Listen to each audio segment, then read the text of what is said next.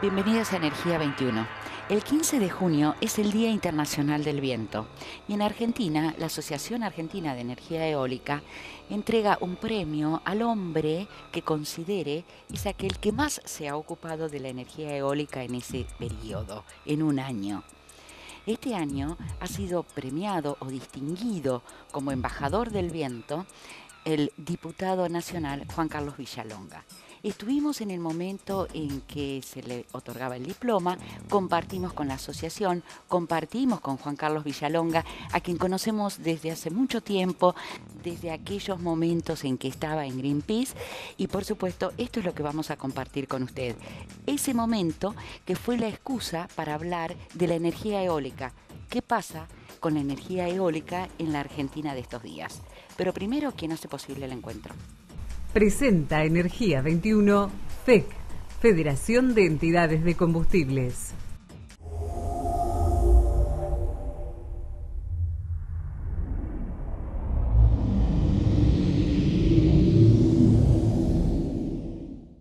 Y lo entrevistábamos a Spinadel para que nos contara por qué lo eligió a Juan Carlos Villalonga. En primer lugar, cuéntenos un poco la historia del 15 de junio como Día Internacional del Viento y este reconocimiento a una persona que por su labor es designado embajador del viento durante un año. Bueno, la historia es muy sencilla. A nivel mundial existen dos organismos que agrupan todas las asociaciones referentes al viento de todo el mundo. Uno es el World Wind Energy Association, de la cual yo sigo siendo vicepresidente, honorario ya por la edad, y también está el otro, el Global Wind Energy Council, que se fundó un poco después, pero entre los dos se reparten más o menos todo lo que tiene que ver algo con el viento.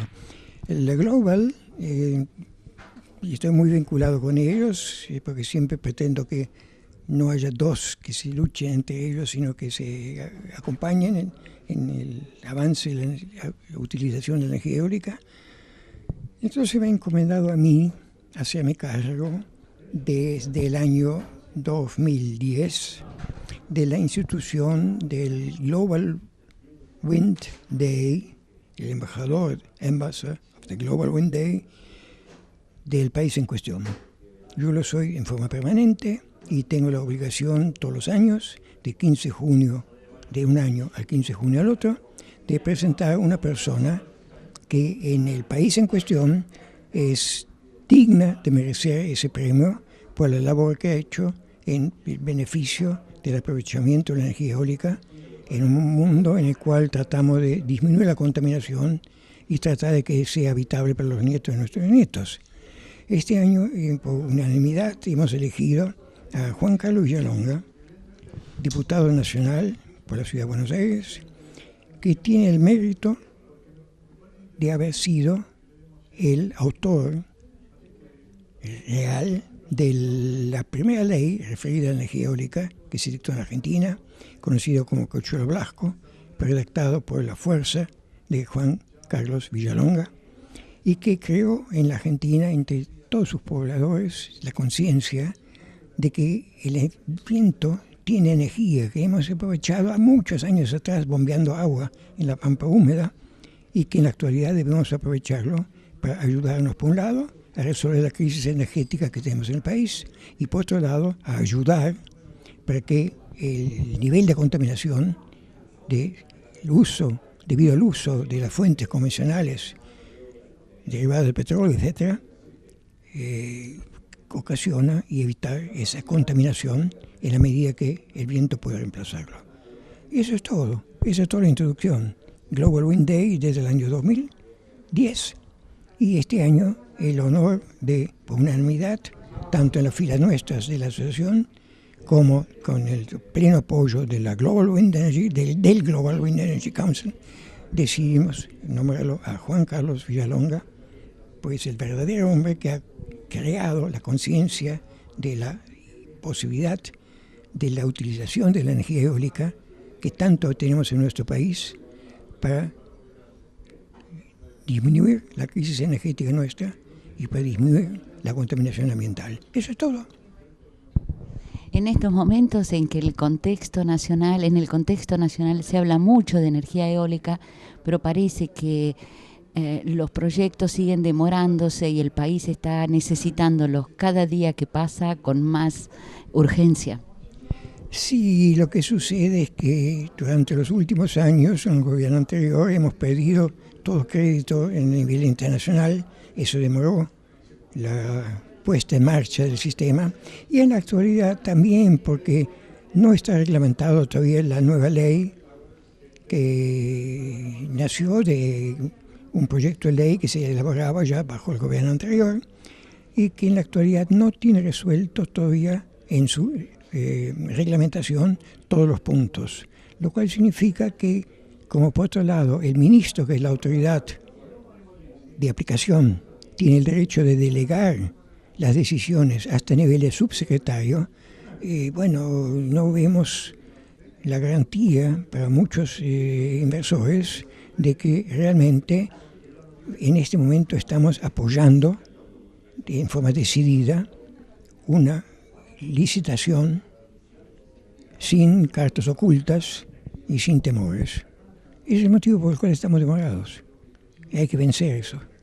Y yo creo que la presencia de Juan Carlos Villalonga como líder de la incursión eólica en la Argentina es un apoyo. Espero que funcione.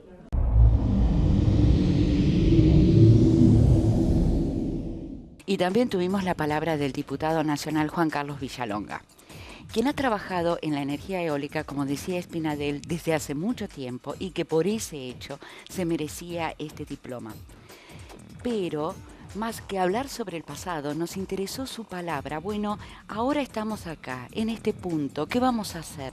¿Qué proyectos presentar? ¿Qué ley fortificar? ¿Qué vamos a hacer mirando al futuro inmediato? El tema de las energías renovables, como el tema de la situación ambiental, que vienen emparentados, es quizá la temática más importante en la agenda política, económica y social en estos momentos. Más allá de felicitarlo por el día de hoy y esta distinción, bueno, miremos el presente y el futuro. Entonces sabemos que se está trabajando y que es el autor del proyecto de ley vinculado a la generación distribuida. ¿Cómo está eso? ¿Cuáles son los objetivos? Mira, yo creo que la generación distribuida, es decir, la generación de energías renovables del lado del consumidor, del lado del usuario, es la frontera de desarrollo que se viene. Si bien todavía no hemos hecho casi nada en materia de renovables a gran escala, entiendo que eso, con las licitaciones en marcha y las que seguirán seguramente sucesivamente a lo largo de los próximos años para llegar a la meta del 20% en el 2025, eso hay que acompañarlo con ese otro gran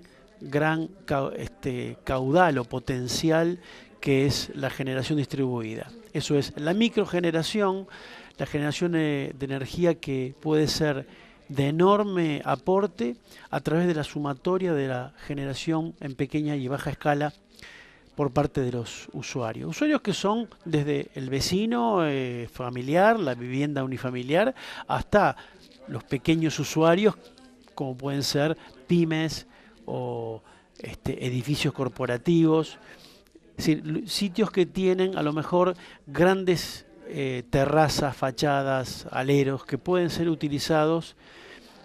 Básicamente estoy pensando en energía solar porque es la que más se adapta para el ámbito urbano, pero también puede existir eólica en baja escala en ámbitos más rurales, en country, digamos, en zonas más suburbanas. Y allí hay un potencial inmenso y es positivo, te diría, por un lado, porque estabiliza, mejora la calidad del servicio de las redes, no hay una sobreexigencia en la transmisión desde un punto de generación hacia otro punto de alto consumo, sino que equilibra y hay generación desde en el extremo del consumo. Y también hace que ese potencial es justamente energía renovable. Pensemos, para dar una idea, nosotros tenemos en todo el parque eléctrico en la Argentina, todo, sumando todas las térmicas, nucleares, hidroeléctricas, todo, tenemos alrededor de 33.000 megavatios instalados. Potencia. Bueno, Alemania tiene en solar fotovoltaico más que esa potencia, alrededor de 36.000 megavatios. Solo en solar y prácticamente toda esa potencia en distribuida. Eso da una idea, y en un territorio que es un poco más grande que la provincia de Buenos Aires, no mucho más. Lo cual habla, y con una insolación con un clima muy adverso. Muchísimo menor. Bueno, esto habla del potencial que está latente a ser utilizado en la Argentina. Así que esto es un proyecto de ley del cual hay algunos otros dentro de la Cámara, con lo cual seguramente se va a haber que consensuar. Por suerte son de otras fuerzas políticas, con lo cual tiene que salir con el consenso que estas políticas de Estado tienen que tener. Creo que, como decía, estamos en plena transición energética y debemos hacerla lo antes posible. Las leyes muchas veces son el puntapié inicial para generar todo un sector industrial que a su vez genera puestos de trabajo, califica gente, busca gente para calificarla, etcétera. O sea que es un tema muy importante ayudar a que la industria eólica nacional se desarrolle. Exacto. Yo creo que el desafío y lo que aspiro que ocurra en estos próximos 4 años es el despegue de la industria de renovables en Argentina. Un despegue que no solo es en el aporte energético que haga, sino además en una industria local que tendrá que desarrollarse virtuosamente en la medida en que haya incorporación de tecnología y que, como vos decís, tiene un enorme impacto. Hoy las renovables emplean más gente que la industria nuclear, está compitiendo con la industria del petróleo, lo cual muestra que es mano de obra intensiva, y eso es muy bueno. Porque algo que vengo sosteniendo en los últimos tiempos es que la transición energética, para mí, no tiene si bien es un desafío en sí mismo, no es tan gravitante el desafío tecnológico, porque creo que el desafío tecnológico está dado. Es decir, las tecnologías renovables existen, funcionan, están maduras y son más competitivas. Falta la decisión política. Creo que lo más complejo para las sociedades es la transición social y económica de una economía basada en hidrocarburos a una economía renovable. ¿Por qué digo esto? Porque pensá vos que hay enclaves sociales, económicos, hoy exclusivamente dedicados a los hidrocarburos. Pensá que hay provincias que dependen su subsistencia en el petróleo. Esas economías van a tener que transformarse. Uno piensa, debemos desarrollar la industria renovable justamente, entre otras cosas, por eso. Pero tenemos que hacer mucho esfuerzo para que la transición energética sea suave, armónica y virtuosa también desde el punto de vista de el cambio que tenemos que producir en las economías de algunas regiones. Digamos, hoy soy más optimista desde el punto de vista tecnológico, y no es que esté otro punto, lo social y económico, sea pesimista. Creo que allí está el gran desafío y desafío que tenemos que producirlo muy rápidamente. La ciencia climática nos indica que, por ejemplo, para el año 2050 toda la energía eléctrica deberá ser de origen renovable o cero emisiones, habiéndose incluso incorporado prácticamente la totalidad del transporte a electricidad. Con lo cual, cuando uno suma esas dos variables, prácticamente es el cierre de la era del petróleo. Los combustibles fósiles van a estar prácticamente destinados al segmento de la aeronavegación, algún segmento del transporte marítimo, a la petroquímica, es decir, en una muy pequeña proporción de lo que hoy ocupa. Por lo tanto, es una transformación económica e industrial de enorme magnitud. Y una enorme oportunidad para la Argentina, entendemos. Enorme. Es decir, el mundo ha estado mirando a la Argentina sin entender cómo no aprovechamos todo lo que tenemos, porque tenemos mucho en eólica, superlativo, eso es superlativo, muchísimo en solar y también muchísimo en biomasa. Cuando uno mira los cálculos, digamos, uno se asombra ver la capacidad que podríamos, la cantidad de energía que podríamos sustituir. Hay un informe del PENUMA que muestra que la región de América Latina puede tener todo su sector energético en 0 emisiones en el 2050. Y lo hace en base a 3 premisas. La primera, a partir del 2020, toda la potencia que ingrese al sistema tiene que ser renovable. Segunda premisa, la generación distribuida. Tiene que abrirse ese segmento de negocios en todos los países de la región. Y el tercer elemento es la interconexión de nuestros países. Tenemos que tener fuertes conexiones entre Uruguay, Argentina, Chile, Paraguay, Brasil. Digamos, tenemos que poder estar compartiendo fuertemente nuestros fuertes intercambios eléctricos, de manera tal que podamos aprovechar en su total potencialidad los vientos de Argentina, la irradiación solar que pueda tener en exceso en algún momento el norte de Chile, el exceso de generación hídrica en el sur de Brasil. Es decir, todo eso va a permitir hablar de una matriz renovable mucho más allá del límite que a veces se impone en una red pequeña. La red eléctrica regional es parte del menú de lo que tenemos que realizar en los próximos 20 años. ¿Cuál es tu objetivo inmediato, más allá de que esta ley se sancione, suponemos, y comience a caminar? ¿Cuál es tu otro gran objetivo? Mira, en términos energéticos yo te diría, esto va a ser un trabajo grande.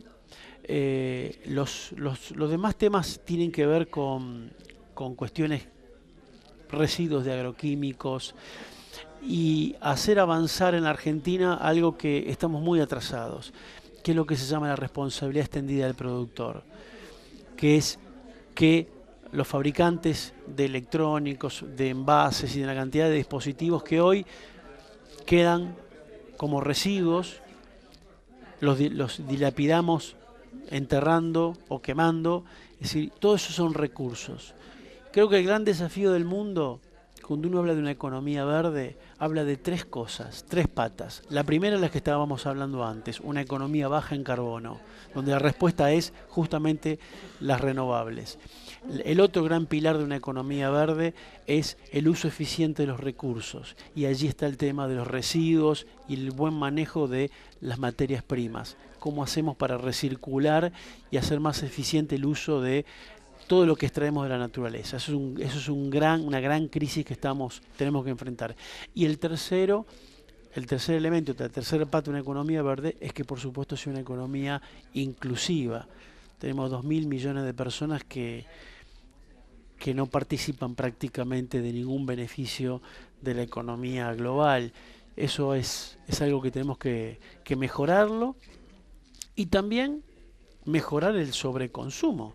Sí, el sobreconsumo de algunos sectores no es viable con la sustentabilidad. Así que 3 grandes desafíos que plantea la economía de la sostenibilidad: bajo en carbono, eficiente en el uso de recursos e inclusión social. Y yo te diría, ese es mi objetivo, y todas mis iniciativas legislativas, no solo las mías, sino las que voy a apoyar, porque creo que el trabajo parlamentario es un trabajo de construcción colectiva. No me gusta esa cosa de mi proyecto, el proyecto. No creo que sea así. Uno tiene que estar como un colectivo que está pensando, deliberando y diseñando políticas de Estado para el país, con la diversidad ideológica que deriva de las elecciones. Pero ahí puestos estamos para trabajar de manera conjunta. Entonces, trato de que los proyectos no verlos desde el punto de vista del origen, de quién lo firmó primero. Me parece muy sano, porque además es diputado de la nación, de todos. Sí, lógico, claro. lógico. Pero bueno, hay toda una tradición de que los proyectos lleven el nombre propio de alguien, el proyecto de fulano, el proyecto de mengano. Creo que es algo que pertenece a la vieja política. Y creo que el Parlamento está bueno, porque en lo que va de este año, las grandes leyes han salido con un gran trabajo de construcción colectiva. En parte porque la realidad numérica de la Cámara así lo impone, todos tenemos que negociar, y también porque el gobierno ha tenido una actitud de abrir a sus propuestas legislativas a los aportes de los demás. Y esa actitud creo que todos la están valorando. Vos preguntes a quien preguntes acerca de qué está pasando con el Congreso este año y todos te dicen, ahora se debate, ahora se construye colectivamente. Puede llegar a que haya diferencias, que algunos no voten una ley, pero el trabajo tuvo en todos los casos construcciones importantes en las comisiones y aún en el recinto, cosa que eso difícilmente ocurre, viste que en el recinto suele ser más una puesta en escena que una última discusión sobre el proyecto. Y sin embargo eso ocurrió y eso a mí me parece que es interesante. Creo que esa es el tono de la política que tenemos que hacer. En principio también parece muy sano para la democracia. Sí, totalmente. Por eso hace a la convivencia aún en la diferencia. Es decir, podemos diferir, pero eso no hace necesario que nuestras diferencias sean radicales en cuanto a negar por sí o por no estar en esa posición por el proyecto de ley. Se puede tener matices. Y creo que eso, insisto, sí hace muy bien en la democracia. Creo que ojalá podamos mantener este tono y este tono sea el que prevalezca de aquí en más.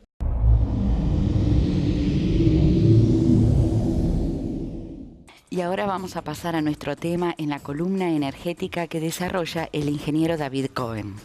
Hoy vamos a hablar sobre el tema eficiencia energética. ¿Qué significa eficiencia energética? Brevemente es la generación de un producto con cada vez menos energía. Eso implica la aplicación de tecnología de un modo u otro. La mejor administración de los recursos.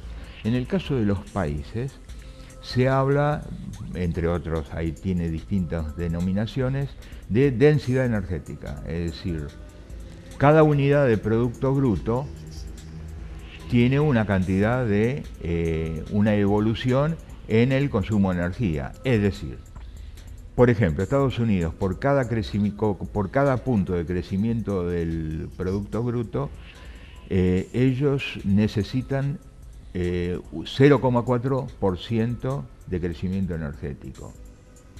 China, por ejemplo, por cada punto de crecimiento del producto necesitan 3% de crecimiento del consumo energético. Son sumamente ineficientes en lo que hace a la producción. ¿Con qué lo compensan? Con sueldos. Es decir, esto evidentemente es...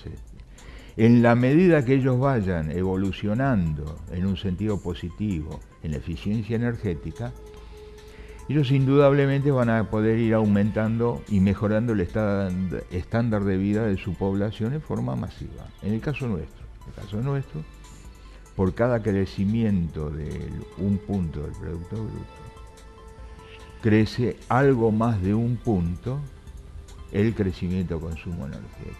Es decir, nosotros somos ineficientes desde el punto de vista de la densidad energética o del consumo o de la eficiencia energética. Un primer objetivo sería pasar a un nivel de eficiencia energética de 0,7. Esa sería la primera etapa. Lo otro son niveles de tecnología, de desarrollo científico muy altos, es decir, sería pasar a otro tipo de economía. En nuestra economía, pasar a 0,7% de crecimiento del consumo energético por cada punto del PBI sería muy importante. ¿Qué afecta esto? Lo que afecta es la eficiencia energética, es cómo yo genero energía. Es decir, yo genero energía a través del sistema, básicamente, el 86% depende de fósiles, la energía primaria. ¿Qué es lo que ocurre? Las máquinas con las cuales yo genero energía son altamente ineficientes. Hay baja generación hidroeléctrica, baja generación nuclear y energía nuclear, y es incipiente el desarrollo de energías renovables.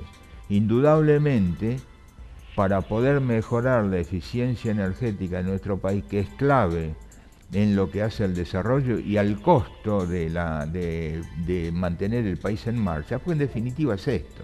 ¿Y cuánto me cuesta desde el punto de vista energético mantener el país en marcha? Y me cuesta mucho. Entonces, evidentemente, esta situación complica el desarrollo porque son miles de millones de dólares de importación de energía en el día de hoy, o miles de millones de dólares de costos internos de generación de energía por el crecimiento de un punto del PBI. Este es un tema serio que no se está abordando con la debida entidad porque seguimos discutiendo sobre cómo generamos más energía termoeléctrica. Más allá de los discursos, algunos de ellos muy bonitos, sobre diversificación de la matriz, generar una matriz más diversificada y demás. Las acciones concretas al día de hoy apuntan a seguir trabajando con fósiles, es decir, gas fundamentalmente y fuel oil y gasoil.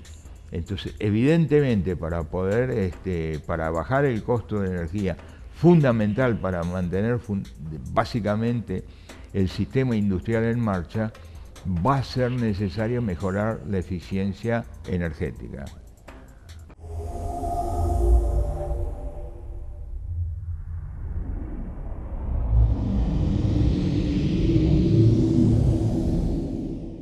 Y nos estamos despidiendo, nos encontramos dentro de 7 días en este mismo lugar con más energía. Energía 21, por supuesto. Chau, chau.